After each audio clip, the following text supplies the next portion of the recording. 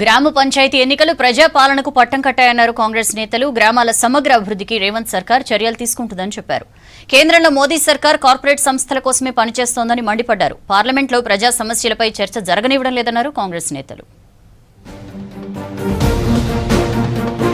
ప్రశాంత వాతావరణంలో గ్రామ పంచాయతీ ఎన్నికలు ముగియడం రాష్ట్రానికి గర్వకారణమన్నారు మంత్రి సీతక్క. కొత్తగా ఎన్నికైన సర్పంచులు, వార్డు సభ్యులకు శుభాకాంక్షలు తెలిపారు. గ్రామాల సమగ్ర అభివృద్ధికి రాజకీయాలకు అతీతంగా కలిసికట్టుగా పనిచేయాలని సూచించారు.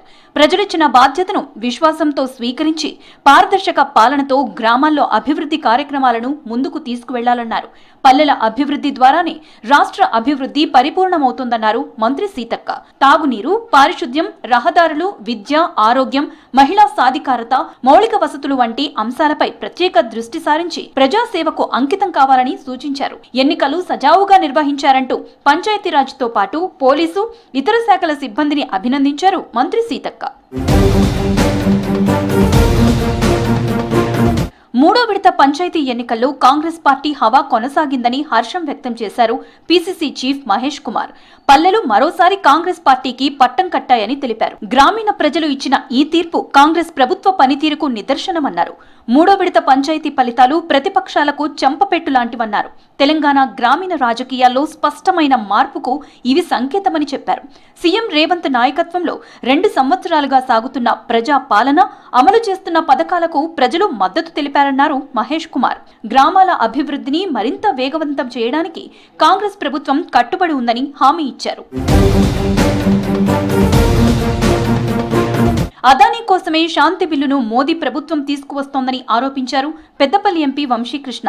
న్యూక్లియర్ పవర్ ప్లాంట్స్ ప్రైవేటు వ్యక్తుల చేతుల్లోకి వెళ్లిన తర్వాత ఒక్క న్యూక్లియర్ ఇన్సిడెంట్ జరిగినా తరతరాలు ఇబ్బందులు పడాల్సి వస్తుందన్నారు. ఇది సెన్సిటివ్ ఇండస్ట్రీ అని, స్వాతంత్ర్యం వచ్చినప్పటి నుంచి ప్రైవేటు వాళ్లకు ఇవ్వకుండా గత ప్రభుత్వాలు ఉన్నాయని తెలిపారు. పార్లమెంట్లో ఢిల్లీ టెర్రరిస్ట్ అటాక్, కాలుష్యం, నిరుద్యోగం, రూపాయి పతనంపై కేంద్రం చర్చకు సిద్ధంగా లేదని విమర్శించారు ఎంపీ వంశీకృష్ణ. నిజంగా ఆ బిల్లులో శాంతి తెచ్చేది ఏమీ లేదు. నిజంగా చెప్పాలంటే ఇది ఒక అశాంతి బిల్లు. ఎందుకంటే ప్రైవేట్ ప్లేయర్స్ చేతిలో పెట్టేస్తుంది న్యూక్లియర్ పవర్ ప్లాంట్స్ అన్నిటినీ. నెల లోపట్నే ఈరోజు బిల్లు వచ్చి ప్రైవేట్ ప్లేయర్స్కి న్యూక్లియర్ రైట్స్ రావడము చాలా బాధాకరమైన విషయం. ఢిల్లీ టెర్రరిస్ట్ అటాక్ కానివ్వండి, ఢిల్లీ పొల్యూషన్ ఏక్యూఐ లెవెల్స్ కానివ్వండి, అన్ఎంప్లాయ్మెంట్ విషయంలో కానివ్వండి, మరి రూపీ డివాల్యుయేషన్లో కానివ్వండి, ఏ ఒక్క అంశం పైన ఈ ప్రభుత్వము చర్చకు కూడా సిద్ధం లేని ప్రభుత్వము. పంచాయతీ ఎన్నికలు ప్రజాపాలనకు నిదర్శనమన్నారు కాంగ్రెస్ ఎంపీ మల్లు రవి. 2 ఏళ్లుగా అమలు చేస్తున్న పథకాలపై ప్రజల సంతృప్తిని పంచాయతీ ఫలితాలు తెలిపాయన్నారు. మోదీ సర్కార్ ప్రజా సమస్యలు పట్టించుకోకుండా గతంలో కాంగ్రెస్ ప్రవేశపెట్టిన పథకాల పేర్లు మారుస్తోందని ఫైర్ అయ్యారు. స్కీముని నీరుగార్చే విధంగా, పేద ప్రజలకు ఉపయోగపడకుండా ఉండే విధంగా బిల్లు తీసుకుని రావటం జరిగింది. ఈ బిల్లుని కాంగ్రెస్ పార్టీ పూర్తి స్థాయిలో బిల్లు పెట్టేటప్పుడే వ్యతిరేకించడం జరిగింది. ఫిరాయింపు ఎమ్మెల్యేలను, మంత్రులను చేసిన ఘనత బీఆర్ఎస్ పార్టీదన్నారు ప్రభుత్వ విప్ ఆది శ్రీనివాస్. ప్రతి విషయానికి సీఎంపై విమర్శలు చేయడం బీఆర్ఎస్ నేతలకు అలవాటేనని మండిపడ్డారు. తీర్పు కాపీలు త్వరగా రావన్న విషయం బీఆర్ఎస్ ఎమ్మెల్యేలకు తెలీదా అని ప్రశ్నించారు.